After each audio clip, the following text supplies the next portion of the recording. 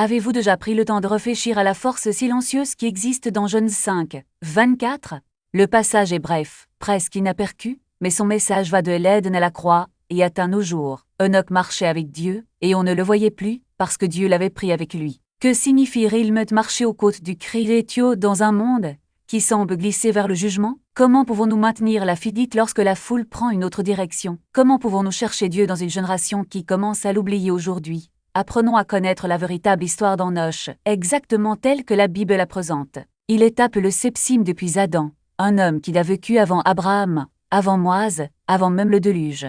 Alors que le monde autour de lui devenait chaque jour plus sombre, Enoch apprit à marcher humblement devant Dieu. C'est la trajectoire de l'homme que les Écritures honorent, celui que Dieu a emmené avec lui. Suivez-nous, car comprendre qui était Enoch, c'est aussi comprendre le cœur de Dieu pour la justice, la miséricorde et l'humilité à notre époque dans les pages de la Bible. Nous trouvons deux hommes portant ce nom. Le premier apparaît dans Genèse 4, dans la lignée de Caïn. Après avoir tué Abel et avoir été expulsé de la présence du Seigneur, Caïn s'est installé à l'Éden, où il a construit une ville et lui a donné le nom de son fils, Enoch. C'est l'Enoch de Caïn. La Bible parle à peine de lui. Il n'y a pas de vision, pas d'ange, pas de témoignage de foi ou d'obéissance, pas de message pour les générations futures. Juste un nom lié à une ville, dans une généalogie qui descend d'un homme qui s'est éloigné du Seigneur dans Genèse 5. Cependant, nos regards se tournent vers une autre branche de la famille humaine, la lignée de Seth, le fils qu'Adam et Ève ont eu après la mort d'Abel. Ici, chaque homme fait compter ses anises, il engendre des fils et des filles, et puis vient la phrase qui se répète, et il mourut. Le chapitre est solennel, rappelant ce que la mort a apporté au monde après la chute. Au milieu de cette liste minutieuse, un deuxième Enoch apparaît. Jarde, vec, 162 ans et engendra Enoch. Cet Enoch appartient à la descendance d'Adam par Seth. Jude, au verset 14, l'identifie comme le septime depuis Adam, soulignant sa position unique dans l'histoire rédemptrice dès le début. Le texte signale que votre histoire va briser le chemin. Tout le monde dans Genèse 5 suit la même formule. Ils ont vécu, ont eu des fils et des filles, et sont morts. Mais quand nous arrivons au bref récit d'Enoch, quelque chose de différent se produit. Genèse 5, 24 dit « Enoch marchait avec Dieu, et on ne le vit plus, car Dieu le prit avec lui. » La phrase finale courante « et est mort » est manquante. À sa place se trouve une déclaration simple, mais significative. Enoch marche avec Dieu, puis il a disparu parce que Dieu l'a pris. La Bible ne nous dit pas ce qu'Enoch a vu, comment les gens ont ri, ni quel jour cela s'est produit. Le silence est intentionnel, court, clair et sacre. Il refuse notre curiosité et fixe notre attention sur le témoignage central. Cet homme à marche, avec Dieu, c'est l'Enoch que nous allons étudier. C'est de lui que les Écritures parlent avec louange. Hébreux 11. 5 revient en arrière et déclare « C'est par la foi qu'Enoch a été transporté afin qu'il ne voit pas la mort, et il n'a pas être trouve, parce que Dieu l'avait transporte, car avant sa translation, il avait obtenu le témoignage qu'il avait plu à Dieu. » Pour nous, croyants d'aujourd'hui, c'est une raison suffisante pour observer attentivement votre vie et laisser votre foi discrète nous parler. Imaginez l'époque à laquelle vivait Enoch. Les Écritures nous montrent un monde qui s'éloignait de plus en plus de son Créateur. Juste un chapitre après la brève biographie d'Enoch, Genèse 6, Saint décrit la condition de l'humanité à son époque. L'Éternel vit que la méchanceté de l'homme était grande sur la terre, et que toutes les imaginations des pensées de son cœur n'étaient continuellement que mauvaises. La rébellion qui a commencé en Éden avait déjà mûri. Le péché était devenu un modèle établi, façonnant les pensées, les désirs et même la culture. La décadence était déjà en cours du temps d'Enoch. Le texte suggère un climat de violence croissant. Comme le déclare plus tard Genèse 6, 11, la terre était corrompue devant Dieu est pleine de violence. Les relations ont été difformisées, le pouvoir a été abus, et les gens se sont repliés sur eux-mêmes. La corruption était devenue normale. La connaissance de Dieu, autrefois transmise directement par Adam, commence à disparaître pourtant, en plein milieu de ce monde. Au milieu de cette génération, la Bible dit simplement Enoch marchait avec Dieu. Sa vie n'apparaît pas avec la fanfare que l'on admire souvent. Il n'y a pas de discours enregistré, de miracles publics ou une longue liste de réalisations. Les Écritures le présentent comme un homme qui plaisait à Dieu.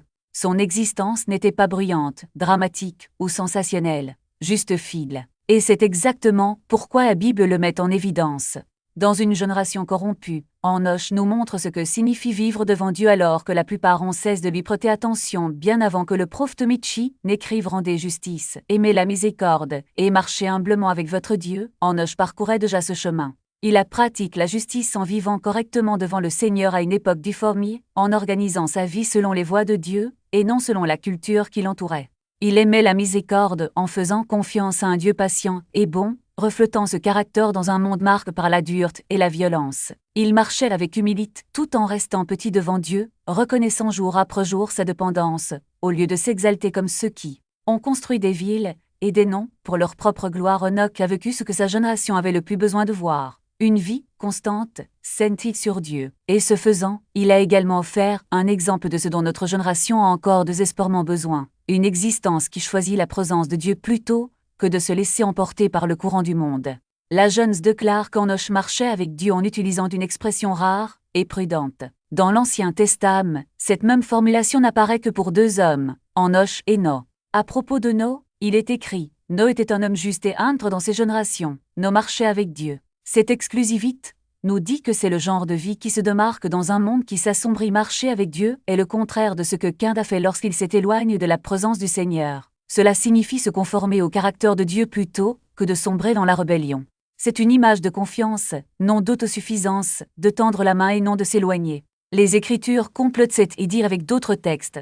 Le psaume 16, lui, nous montre la posture de ceux qui vivent dans la présence divine. J'ai continuellement mis le Seigneur devant moi. C'est pourquoi, parce qu'il est à ma droite, je ne vacillerai jamais. Marcher avec Dieu, c'est vivre comme si sa présence était réelle, proche et décisive à chaque instant. Il s'agit d'organiser nos pensées, nos choix et nos priorités en tant que personnes qui savent que nous ne sommes jamais vraiment seuls. Cela signifie aussi l'obéissance quotidienne. Michi Sisui demande, que vous demande le Seigneur, sinon de pratiquer la justice, d'aimer la miséricorde et de marcher humblement avec votre Dieu? Marcher avec Dieu, c'est aligner nos pas sur ses voies. C'est apprendre à dire oui là où il dit oui, et non là où il dit non. Il ne s'agit pas de vivre comme celui qui suit les foules, mais comme celui qui suit le maître devant les pharaons ou a conduit un peuple à travers la mer, comme l'a fait Moïse. Il n'a pas affronté des gens avec une fronte ni gouverne un royaume comme David.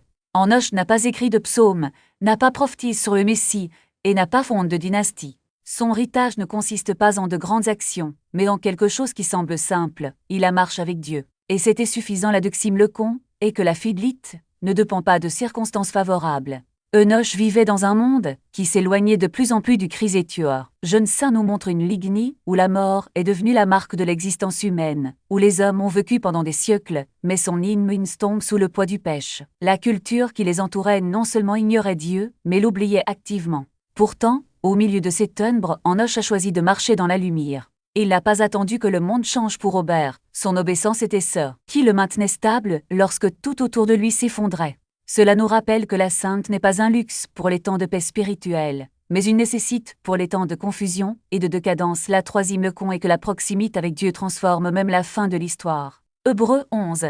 Saint nous dit qu'Enoch a été transporté pour ne pas voir la mort. Cette traduction, ce passage dirait dans la présence de Dieu, n'était pas une récompense pour le mérite, mais la conséquence naturelle d'une vie de communion. Lorsque nous marchons avec Dieu, non seulement nos journées sont différentes, mais notre destinée l'est aussi. La mort cesse d'être une fin effrayante et devient une transition attendue, car nous vivons déjà comme ceux qui vivent dans l'éternité.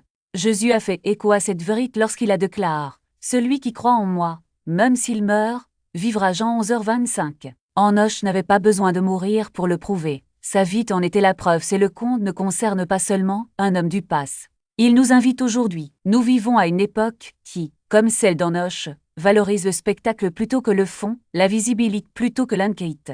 Les réseaux sociaux nous apprennent que ce qui compte est d'être vu, aime, partage. Mais l'histoire d'Enoch murmure quelque chose de différent. Ce qui compte vraiment, c'est d'être connu de Dieu. Nous n'avons pas besoin de foule acclamant nos noms. Nous avons besoin d'un cœur qui bat au rythme du vôtre.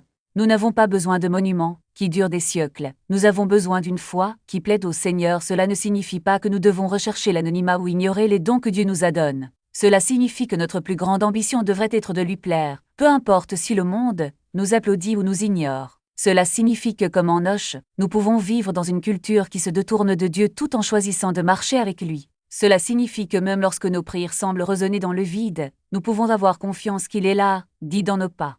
Et cela signifie surtout que la plus grande récompense n'est pas ce que nous obtenons dans cette vie, mais ce que nous entendrons à la fin. C'est bien, bon et fille de serviteur. Matthieu 25, 21. L'histoire d'Enoch nous rappelle également que la foi n'est pas un saut dans l'obscurité, mais une étape de confiance. Il n'avait pas de manuel de taille sur la façon de marcher avec Dieu, mais il avait quelque chose de plus important, une relation. Il a écouté la voix de Dieu, à Obed et avance. Nous ne savons pas à quoi ressemblait cette communication, que ce soit à travers des rêves, une voix audible ou une conviction intérieure, mais nous savons qu'elle était suffisamment réelle pour façonner sa vie. De même, aujourd'hui, nous n'avons pas de feuille de route étape par étape pour chaque décision, mais nous avons la présence du Saint-Esprit qui nous guide vers toute la vérité. Jean 16, 13. Nous avons la parole écrite, qui est une lampe à nos pieds et une lumière sur notre chemin. Psaume 119, 105. Et il nous est promis que si nous recherchons d'abord le royaume de Dieu, toutes les autres choses nous seront données par surcroît. Matthieu 6h33. Enfin, Enoch nous enseigne que la foi n'est pas un événement, mais un voyage. Ce n'est pas quelque chose que l'on fait une fois et c'est tout, mais un choix quotidien, une étape après l'autre. Parfois, ces étapes seront faciles, comme marcher sur un chemin plat et en soleil. D'autres fois, elles seront ardues, comme gravir une montagne escarpée. Mais dans chacun d'eux, nous pouvons être sûrs que nous ne sommes pas seuls. Le même Dieu qui marchait avec Enoch est le Dieu qui a promis « Je ne vous quitterai pas, et je ne vous abandonnerai pas » Hébreux 13, 5. Et s'il ne nous abandonne pas, nous pouvons continuer à marcher, même si nous ne voyons pas le bout du chemin. Parce qu'en fin de compte, ce n'est pas le chemin qui compte, mais avec qui on le parcourt devant Pharaon pour libérer une nation de l'esclavage, comme Moïse. Il n'a jamais combattu contre des armées, ni règne sur un trône à Jérusalem, comme David. D'après le texte, il n'a pas organisé de réveil, ni fonde de royaume, ni laisse en héritage des psaumes et des proverbes. Au lieu de cela, les Écritures résument toute sa vie en une seule phrase. Il a marche avec Dieu dans une culture qui valorise la visibilité et la reconnaissance. Enoch nous rappelle que les critères du ciel sont différents. Le Seigneur est satisfait de notre fidélité. Deuxièmement, Enoch nous montre que la sainteté est possible même à une époque corrompue. Il n'a pas vécu à une époque spirituellement facile. La génération autour de lui se dirigeait vers la même méchanceté de Christ plus tard dans Jeune 6, lorsque toutes les imaginations des pensées du cœur de l'homme étaient continuellement mauvaises. La violence augmente. Dieu l'arrête relègue à la marge. Pourtant, l'art, dans ce contexte, Enoch reste aligné avec le Seigneur. Votre vie demande nos excuses. Nous ne pouvons pas dire « il fait trop sombre » ou « les choses sont pires que jamais », donc la fidélité est réaliste. À mesure que les années avançaient vers le déluge, il continuait à marcher au pas de son cri à Dieu. Cela ne veut pas dire qu'une vie réservée à Dieu soit réservée uniquement à des moments plus favorables. C'est possible désormais, dans nos villes, nos lieux de travail et nos familles, même si notre culture s'éloigne. Troisièmement, Enoch révèle que Dieu remarque l'obéissance silencieuse. Hébreux 11, 5 nous dit qu'il avait le témoignage qui plaisait à Dieu. Notez ce qui n'est pas enregistré. Il n'est pas loup pour de grandes actions, des expériences spirituelles extraordinaires ou des rencontres dramatiques.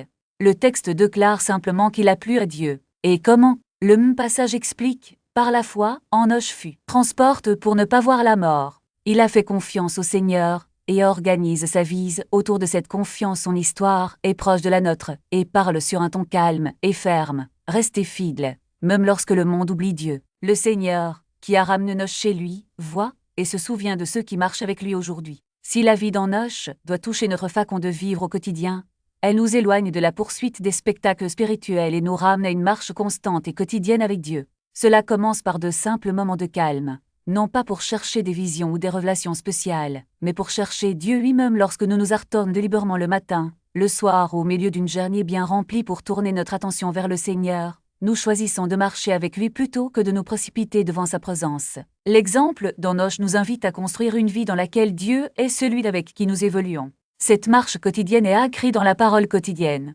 Nous ne devons pas deviner à quoi ressemble Dieu ni ce qui lui plaît.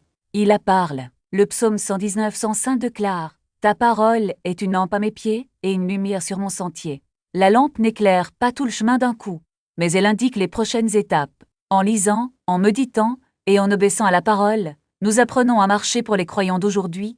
Cela peut signifier un rythme simple et corps, une partie de l'écriture lue calmement, un temps pour prier le Seigneur et une volonté de lui permettre de nous corriger et de nous guider. La vie d'Enoch fait également écho au mot de le résume plus loin dans Michée 6, 8. Faites la justice, aimez la miséricorde et marchez humblement avec votre Dieu.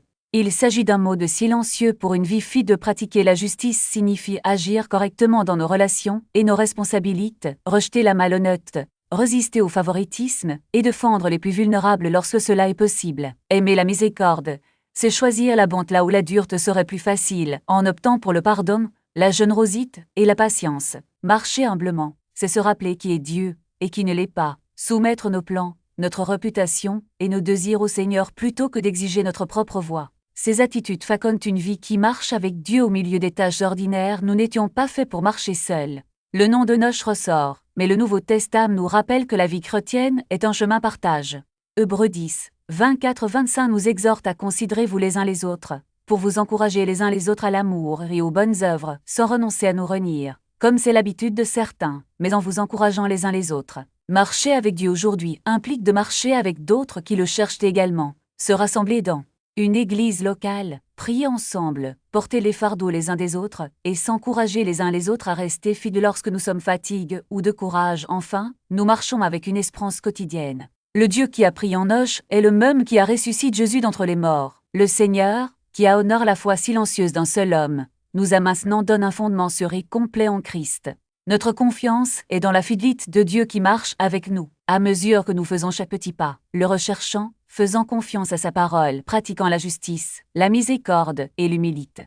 Nous le faisons en sachant qu'il tiendra ses promesses et ramènera son peuple chez lui en toute sécurité. Alors, quel est le véritable mystère d'Enoch? Les Écritures ne nous invitent pas à rechercher des mondes secrets derrière leur nom. Le mystère est plus simple que cela, plus proche que K. C'est ceci, un être humain, né dans la lignée de chute d'Adam, a appris à marcher avec le Dieu vivant dans un monde se dirigeant vers les ténèbres. Alors que les cœurs autour de lui se durcissaient, Enoch s'approcha.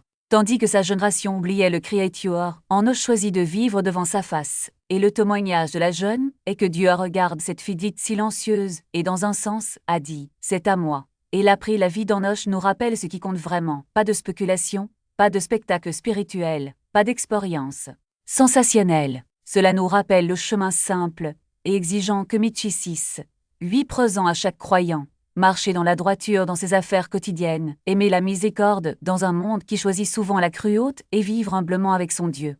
Cela signifie refuser l'orgueil et l'auto-exaltation. Ce n'est pas spectaculaire aux yeux du monde.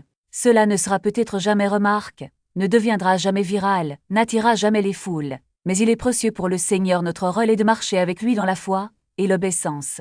Dieu s'occupera du reste, de notre avenir, de notre justification et de notre demeure éternelle. Terminons par une prière. Père, nous te remercions pour le témoignage de ta parole et pour l'exemple silencieuse et constant de la vie d'Enoch. Apprends-nous à marcher avec toi comme lui, avec justice dans nos actions, avec miséricorde dans nos relations et avec humilité dans nos cœurs. Nous vous remercions pour chaque auditeur d'aujourd'hui. Dites leurs pas sur le chemin à parcourir, protège leur foyer et leur famille, calme leur peur, améliore leur voix et rapproche chacun de nous de toi par ton Fils, Jésus-Christ. En son nom, nous prions. Amen. Si cet enseignement vous a béni, je vous invite à écrire 77 dans les commentaires pour que je sache que vous marchez avec nous dans ce voyage. Veuillez prendre un moment pour aimer cette vidéo, vous abonner à la chaîne et partager ce message avec quelqu'un qui a besoin d'encouragement et de clarté. Merci d'avoir consacré ce temps à la parole de Dieu aujourd'hui. Nous avons grandi ensemble. Nous marchons ensemble. Et si Dieu le veut, nous vous reverrons dans la prochaine vidéo alors que nous continuerons à découvrir la vérité des Écritures. Non pas les mails, ni le bruit, mais la parole qui dure éternellement. Comme le déclare Ésée 48, la parole de notre Dieu demeure éternellement.